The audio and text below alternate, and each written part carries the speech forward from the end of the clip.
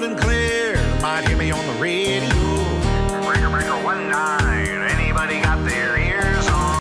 Hey guys, it's John, owner of Farpoint Farms here in the mountains of North Carolina. Tonight for the 500 and whateverth video, we got this. This is the Cobra142 GTL. GTL. So, a little quick history here. Back in the day, Cobra and Uniden / President had a big old-fashioned battle going on. If you owned a President Washington, you thought the President Washington was the best base station radio ever made. And you probably were not wrong. If you owned a Cobra142, well, you were convinced then that the Cobra142 GTL was, in fact, the best radio ever made. And you, too, would probably not be wrong. So it turns out, after all these years, most people are willing to admit at this point that both the Uniden / President Washington and the Cobra142 GTL were both awesome base station radios. They both were expandable. They both had a lot of mods that were available for them. They were both very nice. I mean, they just work. They work well. They have great receive. They're good radios. I've owned plenty. I think I've owned 4, maybe 5 Uniden or President Washingtons in my life. Great radios. Always had it as my base station up until the time I moved up here to the mountains, and loved it. Always had one that had extra channels and all the doodads, a little bit of the golden screwdriver work on it, you know. Never had one of these. Never came across one of these. And so I'm amazed when I was at the Sevierville Hamfest that I came across this, and in such great condition. Now here's a close-up of the front, and you can see what I mean. The emblems, like the writing that goes around all the knobs and buttons, is in perfect shape. Look at that front. And it's just clean. The chrome is clean. Everything's clean. And look at the sides. And check out the back, you know.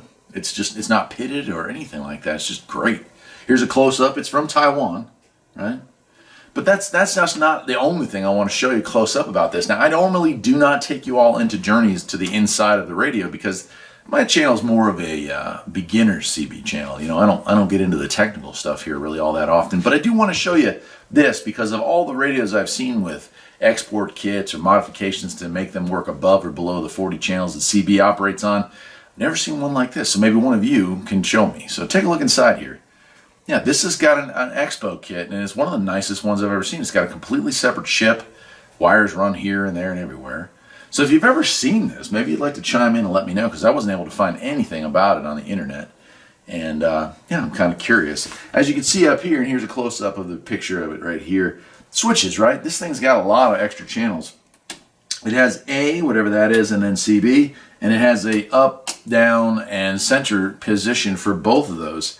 So there's a lot of options for channels here. So I'm going to guess it's 120 channels. It might be 180 channels. I'm not sure because I, again, have not found any info on it. I am going to hook up, Dallas Rife set me up with a frequency counter. And at some point here, I'm going to hook that up in line with this and kind of make my own channel map so I can see where all these extra channels are.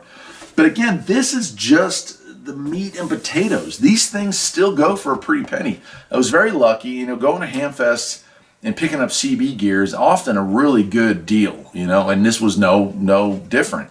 There was a 139 XLR, which I had already owned, and then there was this 142, and I've never owned a 142, so I decided to pick this one up. Paid $40. I think it was more than worth that, and it did come with a kind of a generic trucker series power mic. It's got an adjustable knob, just takes a single AA battery, but it works pretty good. And so yeah, I got it home, I cleaned it up, and I'm just impressed. I like it. I like it a lot. The only difference that I would say really exists between the 142 and the Washington is that this comes with 2 dials instead of the 1. The Washington comes with the 1 dial. And so honestly, other than that, I think the performance is about the same. I think the sound is about the same, and I think the reception is about the same, especially since these are all got many years on them now, so maybe the caps are a little bit dried out. But this one's working great. Let me go ahead and turn it on. I'll go through, just flip the switch here before I go through the rest of the stuff. Make sure, yeah. So over on this side, we have our volume control. Next to it, squelch control. And then we have Dynamic, mic gain, right? That's there. That's Cobra's version of mic gain. Here we have a dual button, our dual knob. This top knob here controls your RF gain. I'm pretty much going to leave that all the way up. Thankfully, I don't get much interference out here, so I can do so. And then this larger bottom knob here, that is your SWR calibration. And again, check it out. It does have dual meters.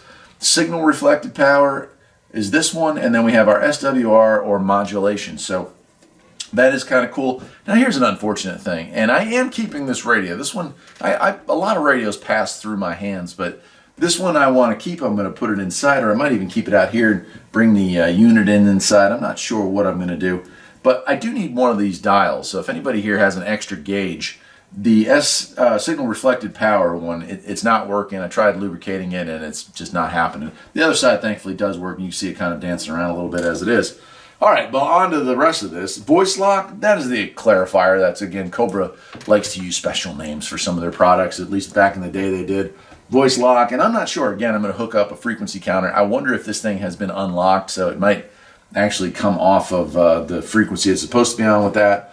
Over here, mode, and this is a sideband radio. I mean, there's a reason why in the 80s and 90s and early 2000s, if you were going to be playing around with the base station, you either owned the President Washington or Uniden Washington, or you owned a Cobra142, because these were the meat and potatoes sideband base stations that everyone wanted to have. And of course, there were tons of base stations, but those two ruled the roost. There's no doubt about it. So here it is, and I got my AM, my lower sideband, my upper sideband, channel selector switch here. I have a TX and RX lights here, so I mean that's really cool. The TX light does work, all right, and the RX light works. So like everything on this, and of course this this dial, every LED portion of it works. And then we come to our switches. We have off, automatic noise limiter, and then noise blanker / automatic noise limiter. So it does have some stuff built in to try to keep that. This does have a PA. CB and PA is the next switch, so you could hook it up. You were at a, maybe a concrete yard or something like that, or a gravel yard. Want to be able to communicate with truckers, but then also needed to let people at the, here on the place know something. You want to have it over the loudspeaker. This did have the ability to do that. And then lastly, here's our multifunction switch for these dials here. SWR calibration, and then modulation. So we do have the ability to switch through. Lastly, our knobs. And of course, again, this having had been modified, it did have CB and then A, which I'm still looking for information on. And then my three-way switch here for CB, upper and lower. This is, I find really interesting that this has such a nice sticker. I mean, this was a really nice kit for its time. And overall, the radio is just in excellent condition, and everything does work on it. Speaker still sounds good. The volume, still a little bit scratchy when I turn the volume, but all the other knobs cleaned up really well. And there's no skip going really, but I'll turn it up here and we'll see what we can find. Not much going on, not even on 6.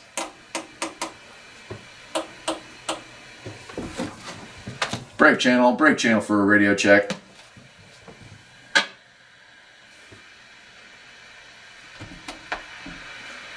Nothing. Let's try 19. Brake channel for a radio check on 19. Now I've got this hooked up to my Antron. I won't talk for too long because the SWRs on that are a little bit wanky because it's got a little crack in it, but it hasn't rained in a couple days, so usually it's still perfectly safe to transmit. Okay, nothing there. Let's switch over to lower sideband, and we'll take it all the way up into the 30s and see what we can find.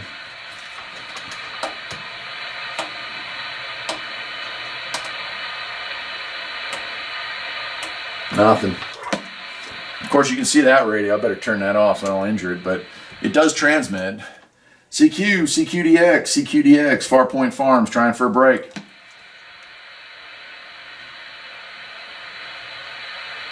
Nothing. Yeah.